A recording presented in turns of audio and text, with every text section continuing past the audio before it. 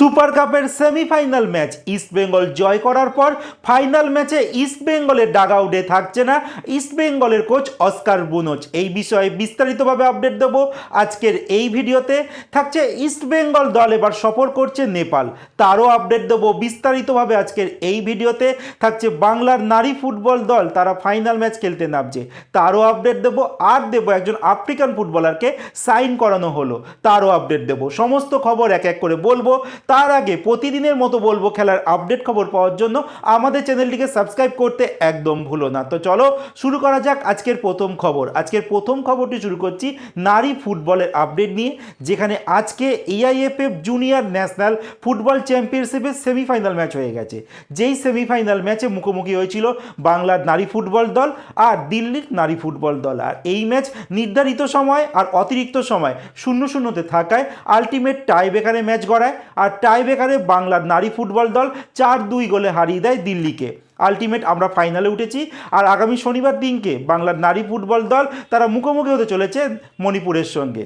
এর পরের যে আপডেটটি দেবো, ইস্টবেঙ্গলের নারী ফুটবল দল তারা কিন্তু প্রথমবার নেপাল সফর করছে, কারণ এই বছর থেকে নতুন একটা কিন্তু নারী ফুটবলের টুর্নামেন্ট শুরু হতে চলেছে, যেই টুর্নামেন্টটার নাম সাফ ওমেন্স ক্লাব চ্যাম্পিয়নশিপ। আর এখানে ভারত থেকে একটি ক্লাব পার্টিসিপেট করছে, মানে সাফের প্রত্যেকটা দেশ থেকে কিন্তু একটি করে ক্লাব পার্টিসিপেট করছে। আর ইস্টবেঙ্গলের নারী ফুটবল দল যারা এই মুহূর্তে ভারত সেরা নারী ফুটবল দল, তারা কিন্তু ভারত থেকে পার্টিসিপেট করছে। আর ইস্টবেঙ্গলের প্রথম ম্যাচ কিন্তু রয়েছে 8 ডিসেম্বর। তারা মুখোমুখি হবে ভুটানের একটি ক্লাব, যেই ক্লাবটির নাম ট্রান্সপোর্ট ইউনাইটেড এফসি। তাদের সঙ্গে ম্যাচ খেলবে ইস্টবেঙ্গলের নারী ফুটবল দল। আর ইস্টবেঙ্গলের নারী ফুটবল দল এই মুহূর্তে কিন্তু সাউথ এশিয়ায় সবথেকে শক্তিশালী দল। তারা ভারতের মাটিতে সমস্ত ক্লাবকে হারিয়ে চলেছে, বিদেশেও এফসি চ্যাম্পিয়নশিপে মোটামুটি সফল। এবার দেখা যাক সাউথ এশিয়ার যে ক্লাবগুলো পার্টিসিপেট করছে তাদের বিরুদ্ধে ইস্টবেঙ্গলের নারী ফুটবল দল কেমন পারফরমেন্স করে। এরপর তৃতীয় যে খবরটি বলবো, গোকুলাম কেরালা এফসি তারা একজন আফ্রিকান একজন স্ট্রাইকারকে সাইন করেছে। লাস্ট ইয়ার এই স্ট্রাইকারটা গোকুলাম কেরালাতে খেলেছিল, সেখানে এই ক্লাবের হয়ে তিনি 9খানা ম্যাচ খেলেছিলেন আর 11খানা কিন্তু গোল করেছিলেন। লাস্ট ইয়ার গোকুলাম কেরালা যখন এই খেলোয়াড়কে তাদের ক্লাবে সাইন করে, তার আগে কিন্তু তিনি চীনের একটি ক্লাব আছে, যে চীনের ওয়ান লিগ যে একটা টুর্নামেন্ট হয় সেখানকারই একটি ক্লাব জিয়াংজি এফসি, সেই ক্লাবে খেলছিল এই খেলোয়াড়টি। সেখান থেকে গোকুলাম কেরালাতে আসে। তারপর গোকুলাম কেরালা থেকে কিন্তু এই খেলোয়াড় চলে যায় কম্বোডিয়াতে। কম্বোডিয়ার একটি ক্লাবে কয়েকটা ম্যাচ খেলেছে, তারপর তিনি আবারও কিন্তু সাইন করেছে গোকুলাম কেরালাতে। দেখা যাক এই বছর কেমন খেলে। আর বলে রাখি, এই খেলোয়াড়টি কিন্তু লেসোতো বলে আফ্রিকার একটা ছোট্ট দেশ রয়েছে, সেই দেশের খেলোয়াড়। বর্তমানে তার 30 বছর বয়স, যার নাম থাবিসো নেলসন।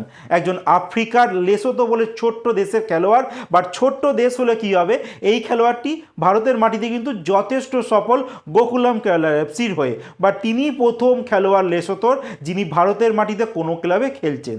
এরপরে যে শেষ যে খবরটি বলবো, আজকে ইস্টবেঙ্গল দল সুপার কাপের সেমিফাইনাল ম্যাচ খেলতে নেমেছিল পাঞ্জাব এফসির সঙ্গে।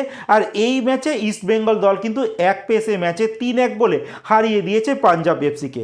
সবার প্রথম ইস্টবেঙ্গলকে খেলা শুরুতেই এগিয়ে দিয়েছিল রশিদ। এরপর পাঞ্জাব এফসি একটা পেনাল্টি পায়, পেনাল্টি থেকে ম্যাচের স্কোর দাঁড়ায় 1-1। তারপর প্রথম হাফের অতিরিক্ত সময় ইস্টবেঙ্গলের ক্যাবিন সিবিলি গোল করে, আর ইস্টবেঙ্গল 2-1 কিন্তু প্রথম হাফে শেষ করে।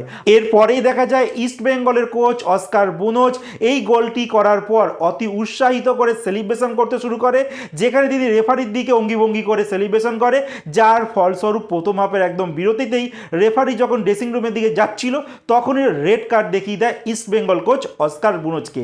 এরপর দ্বিতীয় হাফে যখন খেলা শুরু হয় 71 মিনিটে সাউল ক্রেসপো গোল করে ইস্টবেঙ্গলের তৃতীয় গোল।